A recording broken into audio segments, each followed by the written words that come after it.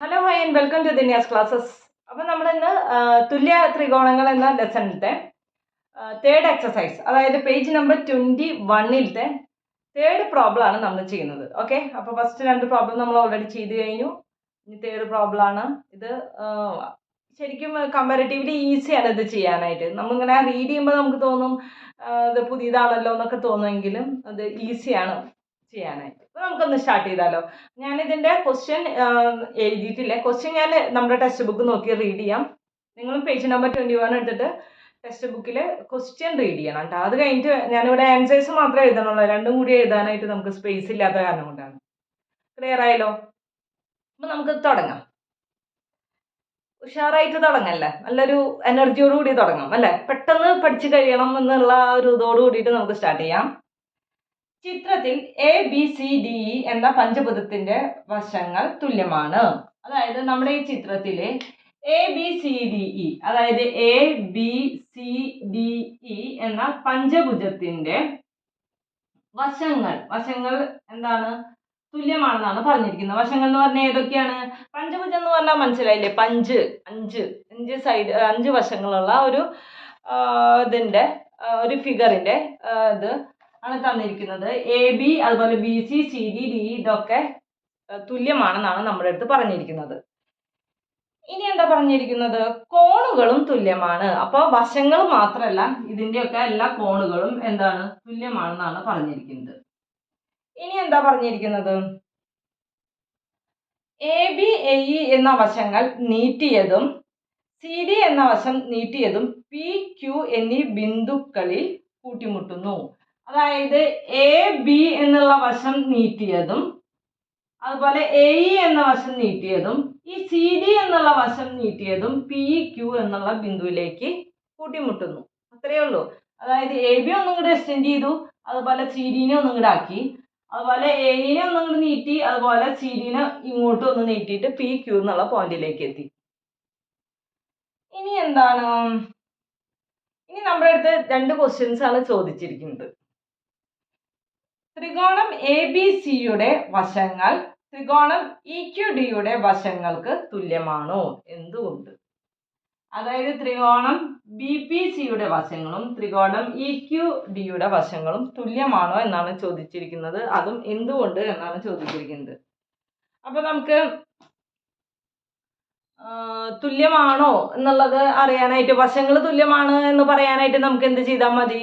ഈ ത്രികോണങ്ങള് തുല്യ ത്രികോണങ്ങളാണെന്ന് തെളിയിച്ചു കഴിഞ്ഞാൽ നമുക്ക് വശങ്ങളും തുല്യമാണെന്ന് നമുക്ക് പറയാനായിട്ട് സാധിക്കും.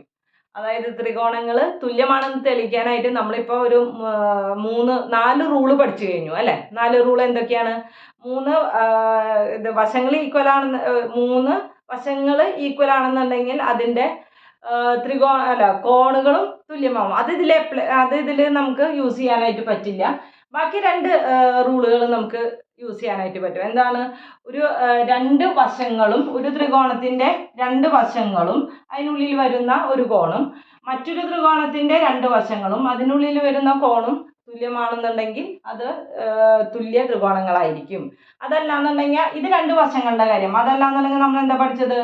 ഒരു വശവും അതിന്റെ 2 അറ്റത്ത് വരുന്ന കോണുകളും, അതൊരു മറ്റൊരു ത്രികോണത്തിന്റെ ഒരു വശവും അതിന്റെ 2 അറ്റത്ത് വരുന്ന ഒരു വശവും 2 അറ്റത്ത് വരുന്ന കോണുകളും തുല്യമാണെങ്കിൽ ആ ത്രികോണവും തുല്യമായിരിക്കുമെന്ന് പഠിച്ചു.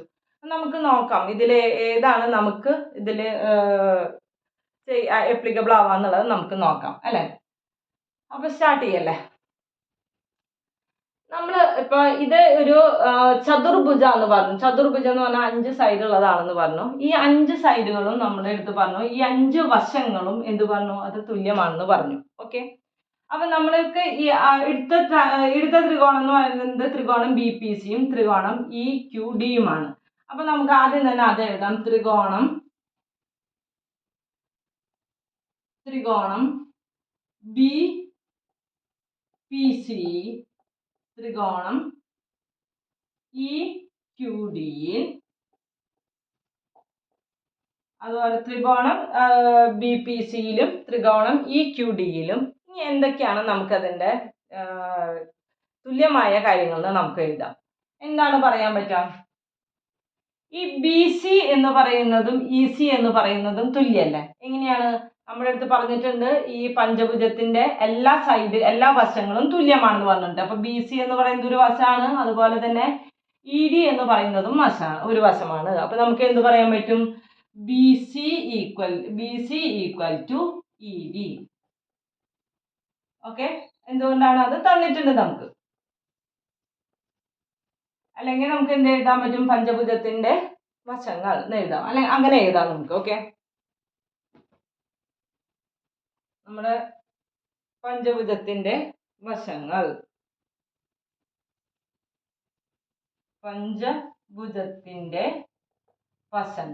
ഓക്കെ. ഇനി നമുക്ക് എങ്ങനെ തെളിയിക്കാൻ പറ്റും? നമുക്കറിയാം ഇവിടുത്തെ എല്ലാ കോണുകളും തുല്യമാണെന്ന് അറിയാം. അപ്പൊ ഞാൻ ഇവിടെ ഈ കോൺ എക്ക് എക്സ് കൊടുത്തു എന്ന് വിചാരിക്കും. അപ്പൊ കോൺ ബി എന്തായിരിക്കും? തുല്യമാണ്, എക്സ് ആയിരിക്കും. സിയും ഡിയും ഇയും എന്തായിരിക്കും? സെയിം കോൺ തന്നെയായിരിക്കും. അതായത് ഒരു കോൺ എക്ക് എക്സ് ആണെന്നുണ്ടെങ്കിൽ ബാക്കിയുള്ള എല്ലാ കോണുകളും എക്സ് ആയിരിക്കും, അല്ലേ? അത് കറക്റ്റ് അല്ലേ പറയുന്നത്? ഇനി അങ്ങനെയെങ്കിൽ ഈ കോൺ എത്രയായിരിക്കും? കോൺ എക്സ് ഇവിടെ എക്സ് ആണ് എങ്കിൽ ഇവിടെ എത്രയായിരിക്കും? 180 മൈനസ് എക്സ് ആയിരിക്കും. അതെങ്ങനെ കിട്ടുന്നത്? നമ്മൾ പഠിച്ചിട്ടുണ്ടല്ലോ, രേഖീയ ജോഡി പഠിച്ചിട്ടുണ്ടല്ലോ. എന്താണ് രേഖീയ ജോഡി എന്ന് പറഞ്ഞു കഴിഞ്ഞാൽ? ഒരു ലൈൻ പോയി, അതിനെ മറ്റൊരു ലൈൻ കണക്ട് ചെയ്തു എന്ന് വിചാരിക്കും. ഓക്കെ, അങ്ങനെയാണെന്നുണ്ടെങ്കിൽ ഈ രണ്ട് കോണുകളും കൂട്ടി കഴിഞ്ഞാൽ നമുക്ക് എത്ര കിട്ടണം? 180 ഡിഗ്രി കിട്ടണം. അതിനെയാണ് നമ്മൾ രേഖീയ ജോഡി എന്ന് പറയുക, അല്ലെ? അപ്പൊ ഇവിടെ ഇപ്പൊ ഒരു 70 ആണെന്നുണ്ടെങ്കിൽ ഇവിടെ എത്രയായിരിക്കും? 180 70 മൈനസ് ചെയ്ത് കഴിഞ്ഞാൽ 110 ഡിഗ്രി. കറക്റ്റ് അല്ലേ ഞാൻ പറയുന്നത്? അപ്പൊ അങ്ങനെയാണെന്നുണ്ടെങ്കിൽ ഇവിടെ എക്സ് ആണെന്നുണ്ടെങ്കിൽ ഈ ആംഗിൾ ഈ ബി എന്ന് പറയുന്നത് 180 മൈനസ് എക്സ് ആണ്, അല്ലെ? അതേപോലെ തന്നെ ഇവിടെ എക്സ് ആണെന്നുണ്ടെങ്കിൽ ഇവിടെയും എത്രയാണ്? 180 മൈനസ് എക്സ് ആണ്. ഇതും രേഖീയ ജോഡിയാണ്. കറക്റ്റ് അല്ലേ? അപ്പൊ നമുക്ക് എന്ത് പറയാൻ പറ്റും? കോൺ P B C equal to കോൺ ക്യു ഇ ഡി. എന്തുകൊണ്ടാണ് അത് നമ്മൾ തുല്യമാണെന്ന് പറയുന്നത്? അത് രേഖീയ ജോഡിയാണ്. ഓക്കെ, ഇനി അപ്പൊ നമുക്ക് എന്ത് കിട്ടി?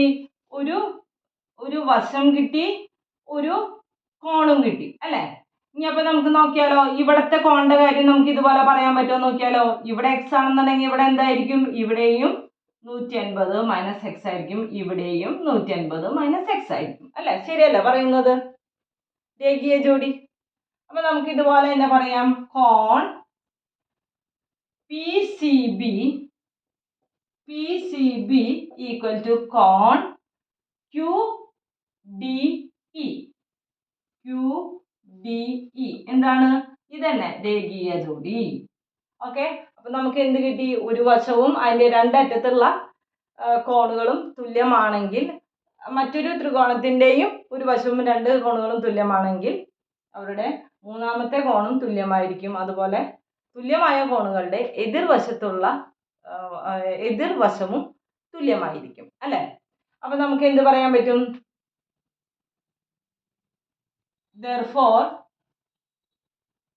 ത്രികോണം B P C equal to ത്രികോണം ഇ ക്യു ഡി എന്ന് പറഞ്ഞിട്ട് ആ റൂൾ എഴുതണം. എന്താ ഈ പറഞ്ഞ റൂള്? ഓക്കെ, ഈ പറഞ്ഞ റൂള് ആ റൂള് നമ്മൾ ഇവിടെ എഴുതണം. ഓക്കെ, അപ്പോൾ ഇത് തുല്യ ത്രികോണങ്ങളാണെങ്കിൽ അതിന്റെ എല്ലാ വശങ്ങളും തുല്യമായിരിക്കും. Therefore, എങ്ങനെയാണ്? ഏതൊക്കെ സൈഡുകളായിരിക്കും തുല്യമാവുക? സി എന്നുള്ള കോണിന്റെ അതിന്റെ എതിർവശത്തുള്ള side P B equal to സിയും ഡിയും അല്ലേ നമ്മൾ തുല്യം എന്ന് പറഞ്ഞാൽ. അപ്പൊ ഡിയുടെ എതിർവശത്തുള്ള സൈഡ് ഇ ക്യു. ഓക്കെ, അതേപോലെ ഇതുമാണ് നമ്മൾ തുല്യമാണെന്ന് പറഞ്ഞത്. അപ്പൊ അതിന്റെ എതിർവശത്തുള്ള സൈഡ് ഏതാ? പി സി ഈക്വൽ ടു ഇതിന്റെയും എതിർവശത്തുള്ള സൈഡ് ഡി ക്യു. ഇനി ഈ കോണിന്റെ എതിർവശത്തുള്ള സൈഡ് ഏതാണത്? ബി സി ഈക്വൽ ടു ഈ കോണിന്റെ എതിർവശത്തുള്ള സൈഡ് ഡി ഇ. കിട്ടിയില്ലേ? എല്ലാ വശങ്ങളും തുല്യമാണ്. അപ്പൊ നമുക്ക് അതിന്റെ ആദ്യത്തെ ക്വസ്റ്റ്യൻ നമുക്ക് കിട്ടി. ക്ലിയർ ആയില്ലോ? ഇനി നമുക്ക് അടുത്ത അതിൽ വേറൊരു സബ് ക്വസ്റ്റ്യനും കൂടി ഉണ്ട്, അതെന്താന്ന് നമുക്ക് നോക്കാം. ഓക്കെ, അപ്പൊ സെക്കൻഡ് സബ് ക്വസ്റ്റ്യൻ എന്താന്ന് നോക്കാം. ത്രികോണം എ പി ക്യൂയുടെ എ പി ക്യു ഇ എന്നീ വശങ്ങൾ തുല്യമാണ്. തുല്യമാണ് എന്നല്ല ചോദിച്ചിരിക്കുന്നത്, തുല്യമാണോ എന്നാണ് ചോദിച്ചിരിക്കുന്നത്. അതായത് ത്രികോണം എ പി ക്യു, ഈ വലിയ ത്രികോണം എ പി ക്യൂയുടെ എ പി എന്നുള്ള വശവും എ പി എന്നുള്ള വശവും അതുപോലെ തന്നെ എ ക്യു എന്നുള്ള വശവും തുല്യമാണോ എന്നാണ് ചോദിച്ചിരിക്കുന്നത്. എന്തുകൊണ്ട് എന്നും ചോദിച്ചിട്ടുണ്ട് അല്ലെ. അപ്പൊ നമുക്ക് നോക്കാം അത് തുല്യമാണോ എന്താണെന്നുള്ളത് നമുക്കൊന്ന് നോക്കാം.